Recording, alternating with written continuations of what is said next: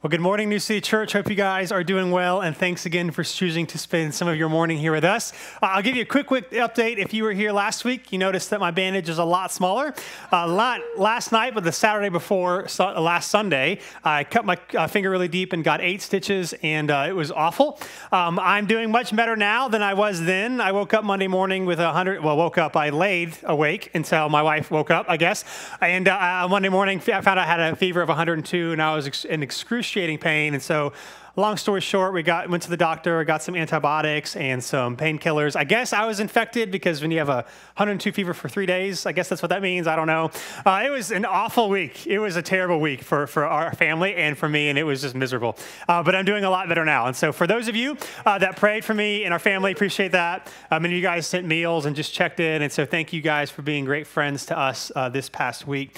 Today, we are continuing our series that we started last Sunday called Made to Relate. Life's biblical wisdom for all of life's relationships. Now, last week, we talked about singleness. It's something you probably haven't heard preached very often, and so if you want to hear that sermon, you can go online and listen to it. Today, we're continuing the series, preaching on another topic you probably haven't heard preached on often, which is friendship. What does Scripture say about friendship? How can we be good friends to one another? Now, what's interesting for many of us is that when we're kids, we kind of view our life and what's gone on in our life is like the normal thing for everybody. And then you get a little bit older and you realize people had different experiences, and then you can reflect on whether you had a really good childhood, a neutral childhood, a really bad childhood. But in the moment, it just kind of seems like this is how it is for everybody. Now, for me, I was very blessed and had a great childhood. When I was a kid, we lived in a neighborhood where there was tons of families. So there's kids all over the place. We played all the sports. We played baseball in my backyard with tennis ball. We played football at my friend Kyle's house. We played roller hockey in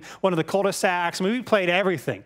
And it was a lot of fun. Not only did we have a lot of kids, but there was 5 of us boys in my neighborhood we were all the same age. And so there was always something to do, always someone to hang out with. And what's interesting is that when you are a kid and you're growing up and you're in school, your life pretty much seems to be your friends, right? If you have a lot of friends, life's going well. If you don't have many friends, life's not going well. If people are making fun of you, if people are bullying you, our lives are like, it's like we cannot even survive. Like I grew up in the age with AOL Instant Messenger and MySpace, and like people talking about in like the little profile things, like I couldn't live without you. Who would I be without you? And I'm like, you'd be the same person, you just wouldn't hang out with. That's what your MySpace top 8, it was such a big deal, right? Your friends were everything.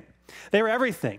And then as we've all experienced, as you get a little bit older, as you get out of middle school, high school, if you go to college, as you get out of college, your life changes, your priorities change, and the number of friends that you have seems to dwindle. It seems to go down. Now, we talk a lot about relationships in the church and outside of the church in terms of marriage and all these things which are really important. There's books, there's counseling, there's sermons, there's conferences on dating and marriage and all these things which are great. There's even a lot of parent-child relationship resources for how to parent your kids and love your kids and do all of these things. Yet, we seldom study about the relationships that can really make or really break us. And that is our friends. Now, it's interesting is that when you have friends to hang out with, people in your life that care about you, that you can go on vacation with or share a meal with or hang out with or do life with, life can be great. In fact, some of our greatest sorrows in our life come from friends who wound us or hurt us, or when we feel like we don't have any friends at all.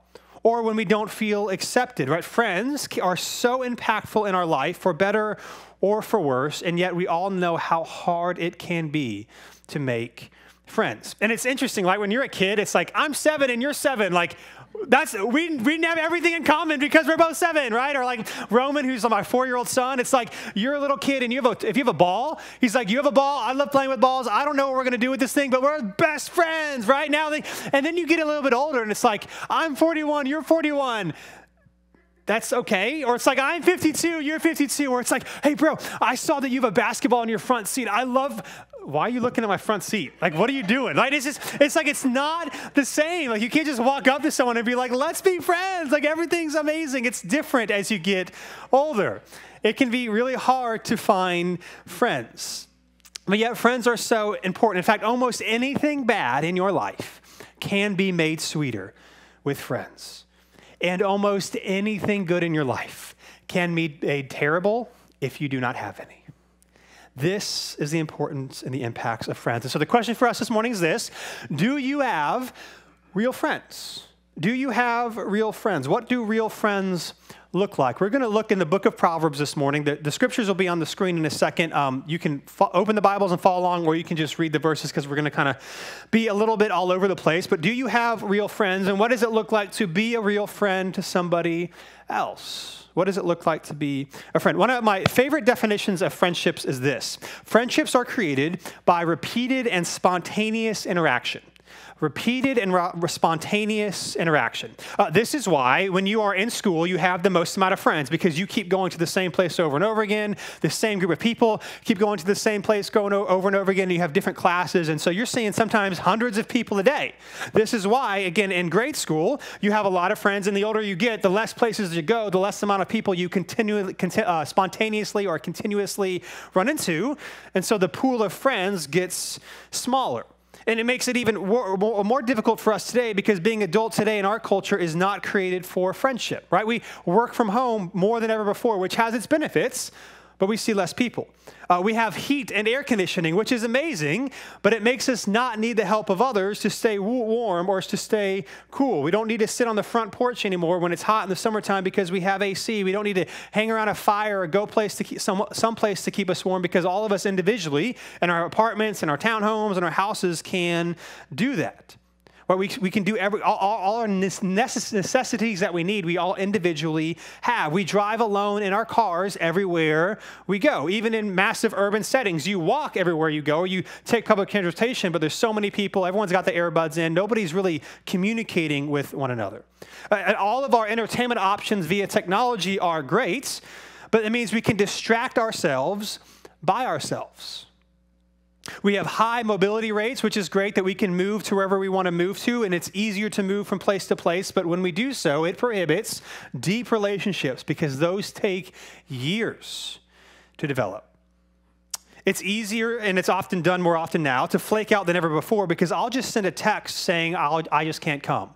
Or I'll just let you know an hour before the event, because all I have to do is send you a text whether or not I can come. We are much less likely to commit to plans because we don't have to. We can get out of things a lot easier, and so we are around people even less. Even family activities, which they are good, can take up a lot of time with the various extracurricular activities your children may find themselves involved in. Good things, but again, things that take us away from others and can make us hard to form friendships. And so what happens today is we know a lot of people.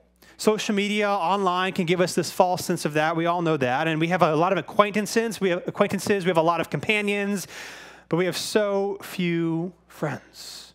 People that we can hang out with, that we enjoy, that give us life. In fact, Proverbs chapter 20, verse 6 puts it this way: many a person proclaims his own loyalty, but who can find a trustworthy person? Who can find a really good friend? So today, again, I just want to look at a few Proverbs in Scripture to see the importance of and how to create friendships if we want to be a people with good friends. Proverbs 18, verse 24 says it this way: one with many friends may be harmed, but there is a friend who stays closer than a brother. Now, what's interesting about this verse is, we remember Proverbs, the ancient Israelites, this verse was written in a culture far more family-centric than ours. So in this culture, family was everything. It was your survival. It was your income. It was everything you knew. And so it's interesting to read a verse like this, because this verse sounds like something that we would say today. Like, family's important, but our friends, man, we get to choose our friends. They're the ones that are with us no matter what. And so the question is, why would even the author of Proverbs here include this verse when it seems to say a friend can actually be more important than a family member in a culture where family was everything? Well, I think because it goes on to say this in a different part of Proverbs. In 17:17, the author writes this: a friend loves at all times, and a brother is born for a difficult time. In other words, what I think is saying here is that siblings and family will be there in adversity. Now, generally speaking, of course, there's family issues and splits and all that sort of thing, but generally speaking, your family will show up when you need it. In fact, sometimes tragedy brings fractured families together. because they know they have to support and to love one another, that there is care, there is loyalty, there is history in family. But it doesn't necessarily mean that they like you or want to hang out with you. It's just because you're family. And a friend, what it's saying in 17:17, a friend is someone who has chosen you. They've chosen you. In fact, the word stays, so in verse 18, chapter 18:24, a few verses ago, where it says, there is a friend who stays closer than a brother. The word stays there is actually literally, if you were to literally translate it, you would translate it as the word cleave. And cleave is a commitment out of a passionate love. A true friend has committed themselves out of a passionate love for you. And so in many ways, a friend, sometimes a good friend, can be better than a sibling because they've chosen to be there and they want to be there, even though they do not have to be there for you.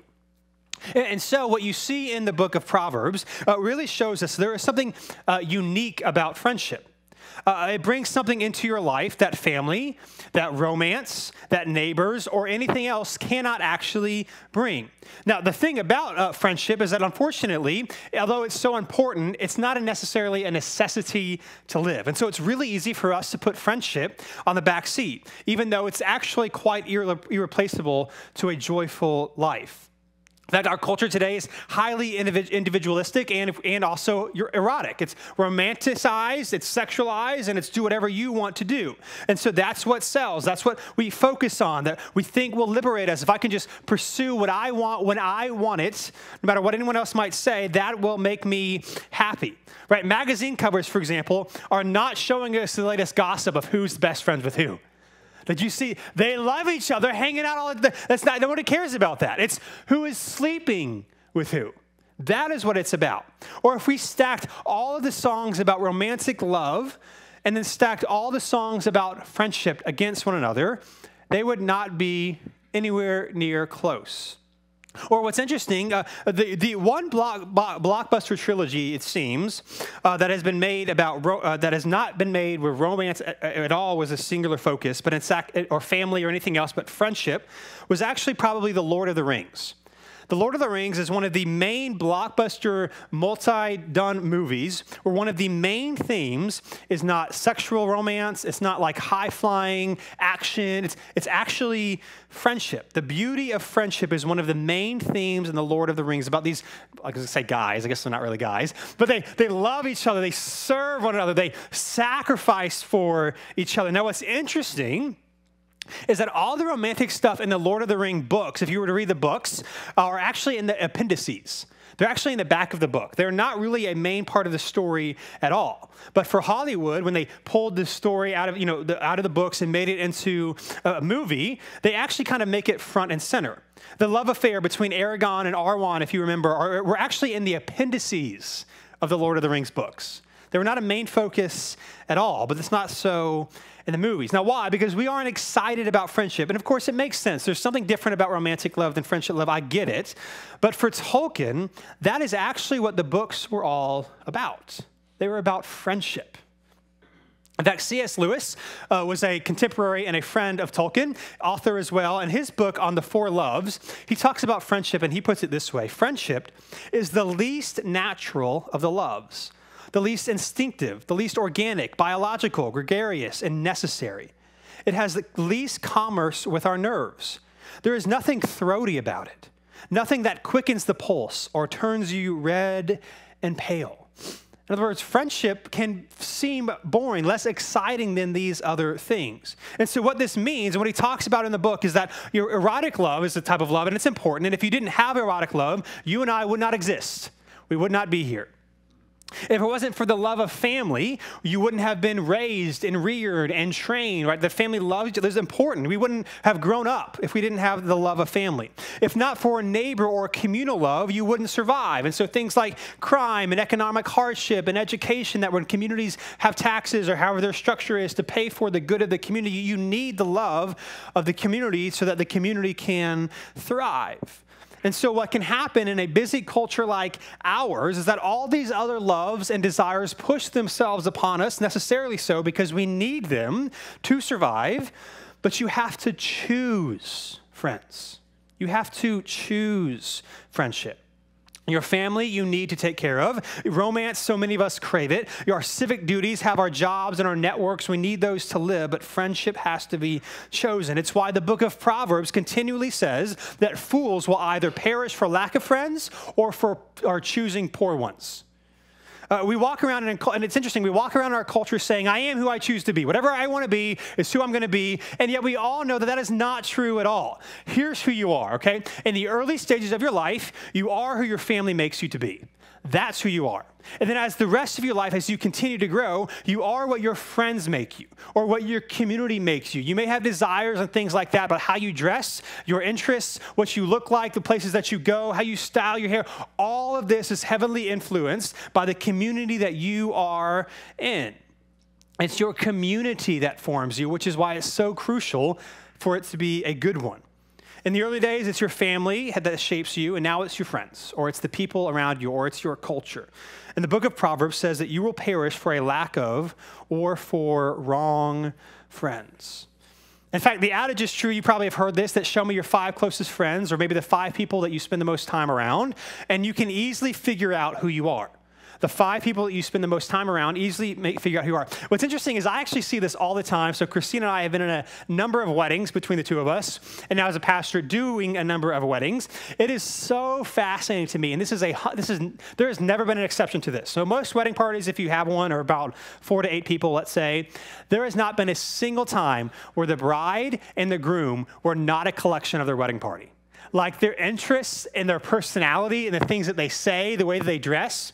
And what's interesting to me as a pastor, not just that, but their spiritual condition. And I remember, and this is not a judgment at all, this is just an observation.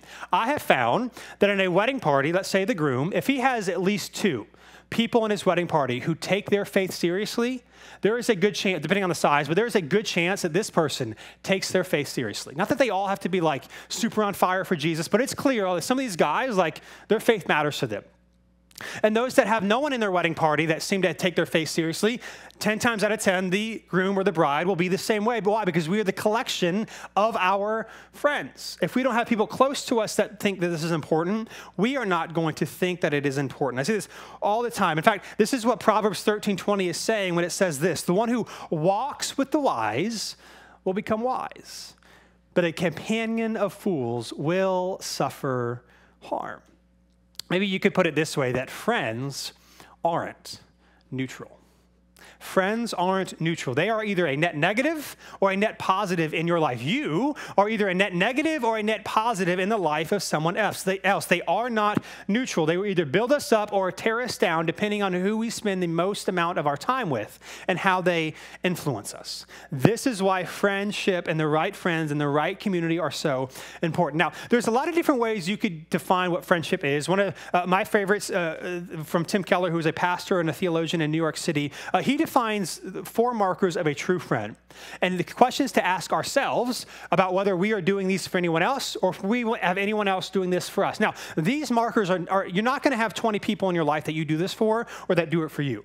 It's really, do I have any? Do I have 1, 2, 3 people that I could say, yes, we are doing this to one another? Here are marks of a true friend. First one is this: constancy. Constancy. Someone, in other words, that is always with you, that is consistent, that isn't going to leave you. Again, we read this earlier, but in 17:17, it says that a friend loves at all times. They are constantly there. Now, what does this mean? It means that in the good and the bad, a friend is there, that they stick closer than a brother. Now, most of our relationships, if we're honest, exist on the foundation of usefulness, right? You help me get things done, solve a need, have a good time, network in some way. It doesn't mean you don't like the person, but most of our relationships, at least in some way, there is a benefit for us to be around this other person. They are beneficial for you in some way and vice versa. But a friend is there because they have deliberately chosen to be. Because they have chosen to be. They are there for you. They fight for you. They are there when the chips are down and you can't offer anything.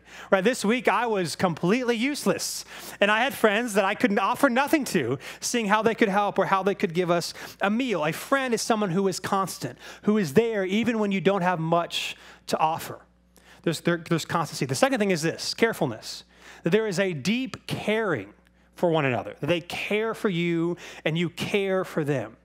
Proverbs 26:18-19 puts it this way: like a madman who throws flaming darts and deadly arrows, so is the person who deceives his neighbor and says, I was only joking. Now, what you see here is a man who is emotionally disconnected.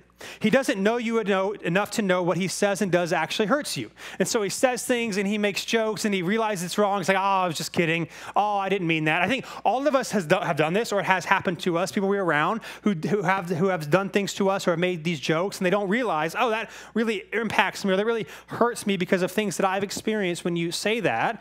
And then they kind of brush it off. I was like, oh, I was only kidding. Oh, it's not that big of a deal. They don't know you enough. They haven't cared for you enough to know that this is really impactful. Or Proverbs 25:20 says it this way: singing songs to a troubled heart is like taking off clothing on a cold day, or like pouring vinegar on soda. Now, interestingly, singing referenced here is to singing of songs of joy. So it's talking about singing songs of joy and excitement. Again, emotionally disconnected to you, how they are feeling. And so a friend, in other words, is impacted by how you feel. If you are in a difficult spot, if you are sad, well, that will make them sad in some way too, right? A great sign of a friend is how your emotional state impacts them. A great sign of a friend is how your emotional state impacts theirs. That when you grieve or when you celebrate, it causes the same emotions within them. A great example of this, like this is literally the essence of parenting, right? Once you have a child, you realize, or children, you realize for the rest of your life, you are only as happy as your unhappiest child. And the older your kids get, the more you could say you agree to that. Why? Because automatically, whether or not you want to do it or like it, you are emotionally connected to your children. You're emotionally connected to them. You are, in other words, emotionally vulnerable. You can't sing songs when their hearts are heavy. It just can't happen. Like it's physically impossible for you to feel amazing if you have a child who is suffering. And this is what is so amazing, and yet at the same time so scary about true friendship, is that in friendship, you give the emotional connection voluntarily. You have to give this gift of emotional vulnerability voluntarily. And so again, here's how you can tell whether or not you have really let that person become your friend, or if that person is really your friend, right? That they can't go about singing songs when you are heavy-hearted. It's not that they have to be depressed, but because of your emotional state, they are deeply impacted by it. It's also, by the way, why you can't really have more than 3 to 5 close friends, because you just can't do this for everybody, right? You can't live your life and all these emotional highs and emotional lows for 20 people.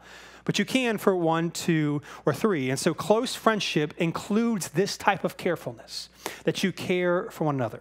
Here's the third one: candor.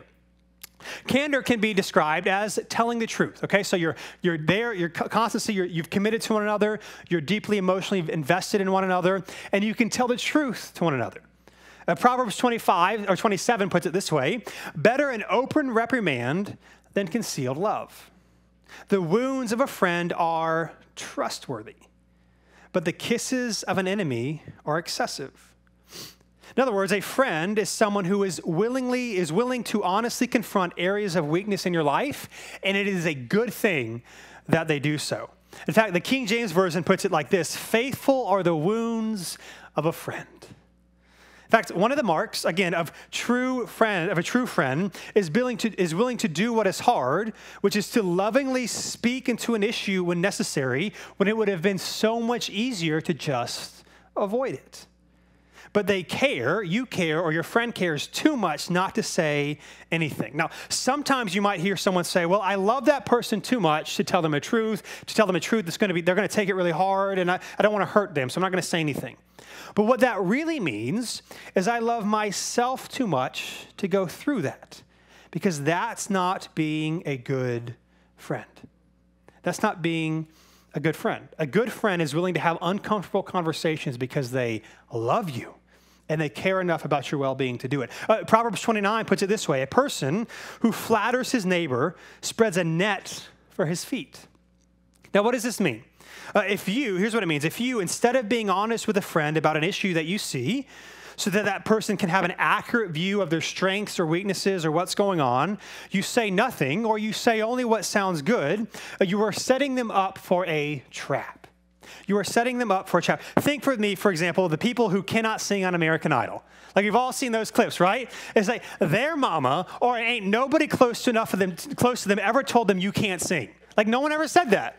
Now, they obviously didn't have a lot of truth. Like, nobody was like, you can't do this. And so they go and they embarrass themselves. Friendship requires candor. I like to think of it this way. Maybe this isn't the best way to say it, but I think you'll understand my point. A true friend is someone that you can go up to and say, hey, man, you are being an idiot. And they won't feel judged by that. Right? Like, most people, if I walked up to you, like, hey, you're being so stupid right now, you'd feel a certain way, as you should. But there are certain people in my life that I could do that to. There are certain men in my life that could do that to me, that say, hey, Dylan, you are being a complete fool right now. And there is not I could receive that knowing they're saying that because they care. You can be honest. Candor requires being honest with one another. It requires the ability to forgive one another when we hurt each other, that we can say, hey, you've hurt me, you've done this, and a true friend would be willing to forgive. We have to be able to be honest. A true friend is friends or someone who can be really 100% honest with one another. And the last thing is this, is counsel. You have constancy, you're always there. Carefulness, you're deeply emotionally tied to one another. Candor, that you can be honest with one another. And counsel, that you love and trust each other enough to hear feedback and advice from each other. Proverbs 27:9 puts it this way: oil and incense bring joy to the heart, and the sweetness of a friend is better than self-counsel. The sweetness of a friend is better than saying, I'm going to do whatever I want to do because it makes me happy. I'm going to listen to the wisdom of people who deeply care about me. Now, what's interesting, I didn't know this, maybe you didn't as well. Sweetness in the Old Testament is actually almost always a word that has to do with honey. This is why honey is spoke of a lot. What this is saying is that real friendship is like sweet food, like delectably sweet food. And here's what's interesting. One thing that surprised me to learn is that when you look at when the book of Proverbs was written, nobody had man-made sugar yet. It's hard for us to believe because we have sugar in everything. Like, you have to be super intentional not to eat sugar. Or in the ancient world, it's just like, good luck finding it, right? It was not man-made at all. It wasn't something people knew how to make, which means people didn't know how to naturally sweeten food. They couldn't do it. And so again, today you can make almost any food sweet, but back then you had to discover it. You had to find things like honey, things that were naturally sweet to sweeten your food. Otherwise, it could not be sweetened. Like, you didn't just eat sweets like we do today. And so again, what's the point here? The point is just this. It is a great and worthy thing seeking after it, to trying to discover and to have a friend who will counsel you. It's like something sweet that is so hard to come by. That you not just find that, but you also invite it into your life and that you listen to it. And so a friend giving you counsel and speaking into your life is better than you just trying to figure it out on your own.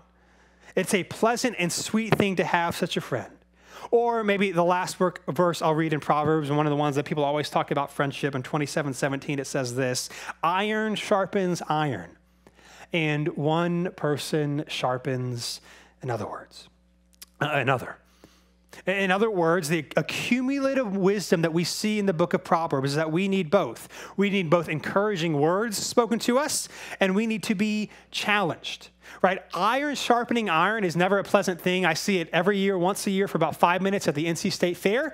At the little yesteryear place, they got the music playing, whatever, and they've got the little blacksmith, and he's like hammering away, and there's like all these people in the way, if you know what I'm talking about. That's the only time I see it. I watch for 5 minutes, and then I'm like, all right, great, that's done, right? But it's like, it's hot, and he's like smacking the thing all the time. It is a dangerous, in fact, violent process. It doesn't happen easily. It has to be done intentionally. And the wounds of a friend are not always easy to hear. But without them, we cannot become stronger. We cannot. And so again, here are the 4 things that make up a good or a close friend. Constancy, that they're going to be there no matter what's going on. Carefulness, that you are emotionally care and invested in one another. How they feel impacts how you feel. A candor, that you can be honest with one another, how you're feeling, what you want to say, what's going on in your life. If you feel like you can't be completely honest, or they feel like they cannot be completely honest with you, that's fine. You can't do this with everyone, but that's a sign that they're not a close friend. And then counsel. Do you give each other advice? Do you welcome that advice? And then do you heed it when your friends say something to you that you disagree with? Will you actually listen to it if you have a council of friends all telling you the same thing? Now, again, these four things, they take time to develop. And it's hard to create this in a highly mobile culture. Now, it's nothing wrong. There's pros and cons of everything. But in our culture, we go and move and do. It's hard to create this because it takes years.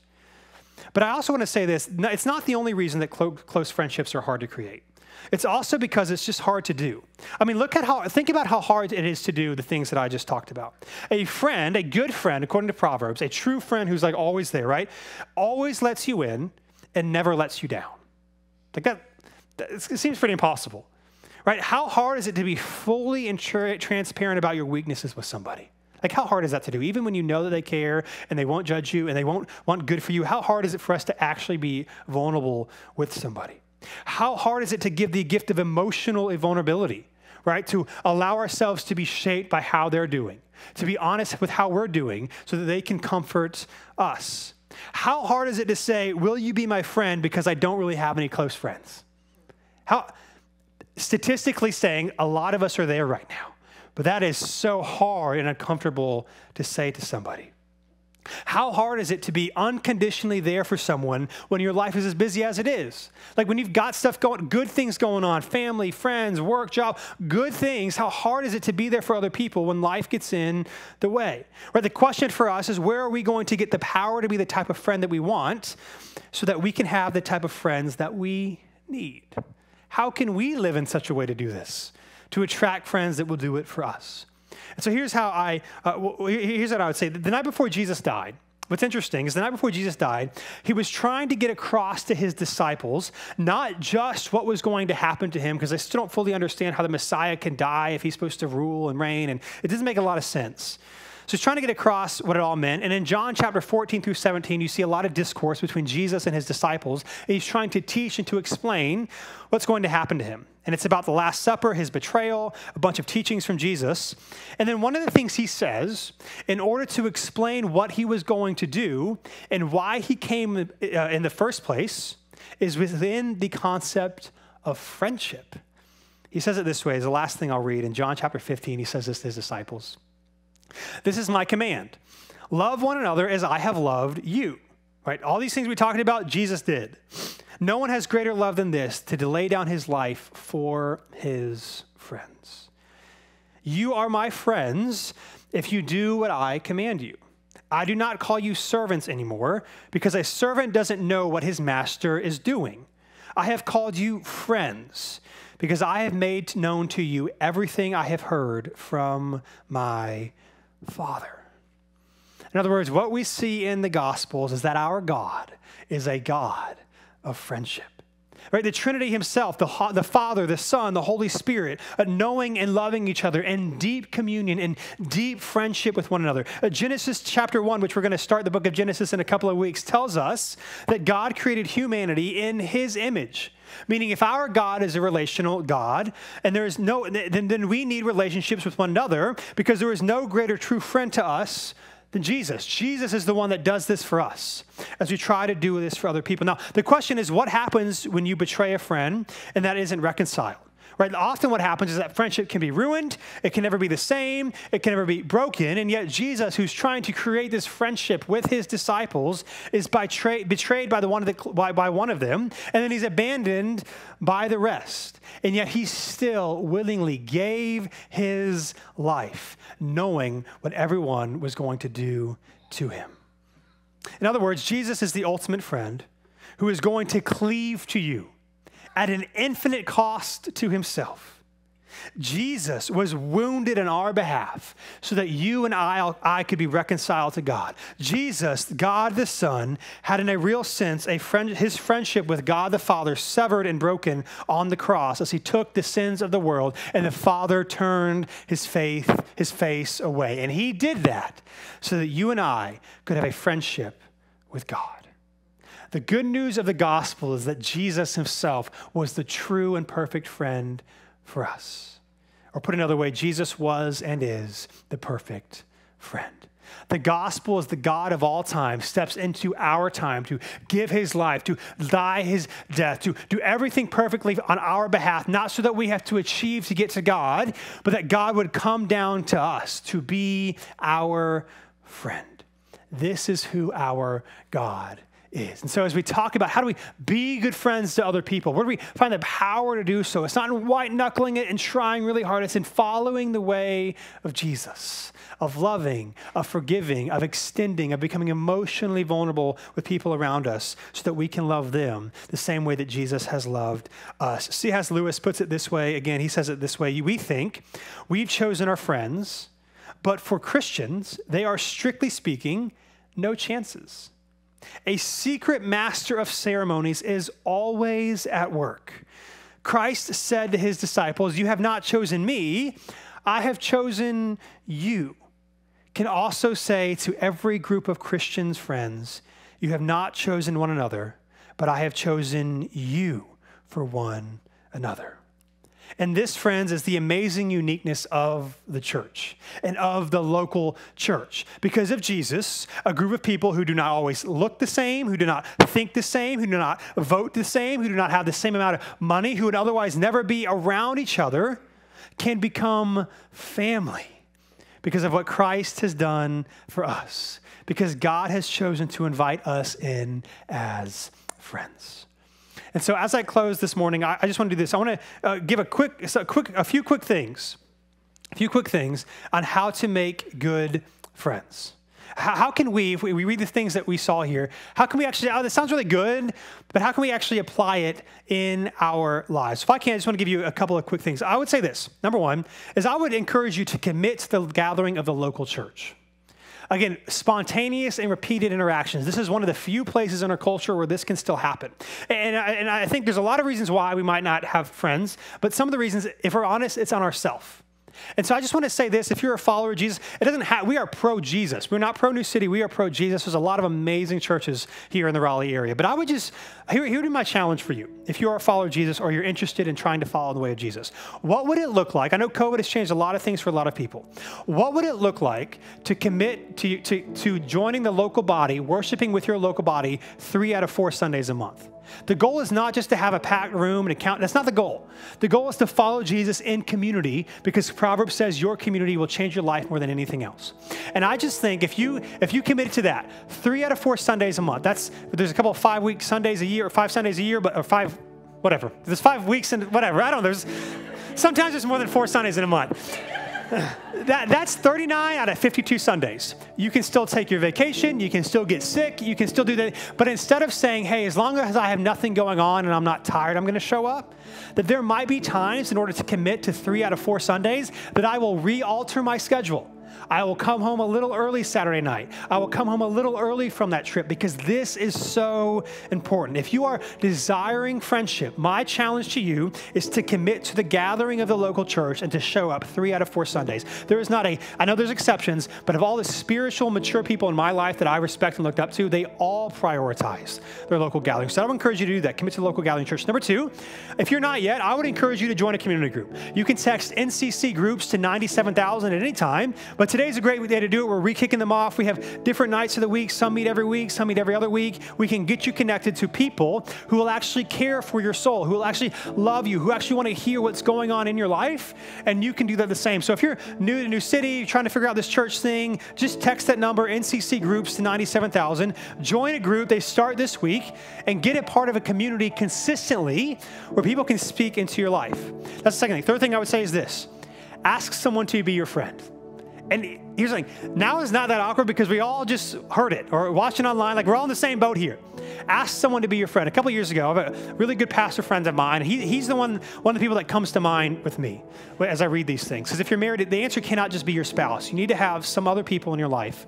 A couple years ago, I don't know if it was him or me, but we were like, hey, bro, I need a pastor friend that I can meet with regularly. And we've gotten together every other week, not this week because of this guy, that was great, for about 2.5 years now. It's in our schedule, it's in our calendar. Every other week we spend 90 minutes together talking about life, ministry. And I get your job thing might be different. It doesn't have to be every other week, but it's consistently, and it's changed both of our lives. What would it look like to say, hey, I just need a friend? I think the person that you're saying it to would probably say the same thing to you, to ask. And then number 4, here's the last thing I would say. I would encourage all of us to commit to showing up. Commit to showing up. Just to be honest, this is an observation I've made as last 6 years as a pastor, that this is a defining characteristic between those who have community and those who do not. Both Christina and myself have had countless conversations over the years of people who say, I don't have friends and I need friends, which is a great first step. But then those same people will text an hour before, hey, I can't make it. Will say, hey, I'll let you know if I can make that thing, I'm not sure. Or there will be things that come up that they don't want to go to, so they don't go to it. I don't really feel like going to that wedding or to that baby shower or to that event. There is going to be times in community where you don't want to do that thing. But for the sake of friendship in the community, you still need to go up and show up and do it. And so I would just, in our flaky last-minute texting culture, I wouldn't do that. I would let your yes be yes, or let your no be no, but no more flaking out. I think if we committed to those things, we would have more friends. Here's the deal, as I close, we need each other, and we are a lonely culture, and very few people couldn't use another friend. And so my prayer for us is that we would do these things. A good litmus test, as I close, a good litmus test, I think, or a differentiating factor between just like a friend or a companion that you kind of know and a really good friend is this. A lot of times when life is hard, a companion, and this is nothing wrong with this, will say, let me know if I can do anything. A true friend will show up without being asked. And this was made really real to me when I lost my dad to a suicide when I was 19 years old. And a lot of well-meaning, great people, and I'm sure I've done this too with others, say, hey, if you need anything, let me know. But if you've ever been through deep grief, you know that is one of the worst things you can say to somebody. You've got all this other stuff going on. I'm not going to burden you. I'm not going to ask. I'm not going to do that. But there were people who just showed up. I remember a couple of days after my father passed away, someone showed up with a lawnmower and mowed our grass. I remember a few days, about a week later, one of my really good friends, he showed up to my house and he said, Dylan, we're going to go have dinner. We're going to hang out. And we're not going to talk about your dad if you don't want to. He didn't ask if I was in the mood. He just showed up and he just did it. And again, you cannot do this for everybody, but are there people in your life that you would say, yeah, I'm showing up? That's a great litmus test of whether or not they are a close friend. And I think some of the things that we talked about today is what it looks like to make it happen. So I would show up, I would join a group, I would make your local community a priority, and I would tell someone, hey, I need a friend. Hey, thanks so much for checking out this video. We upload new videos every week to help encourage you in your faith in Jesus. So be sure to subscribe to this channel so that you'd never miss a thing.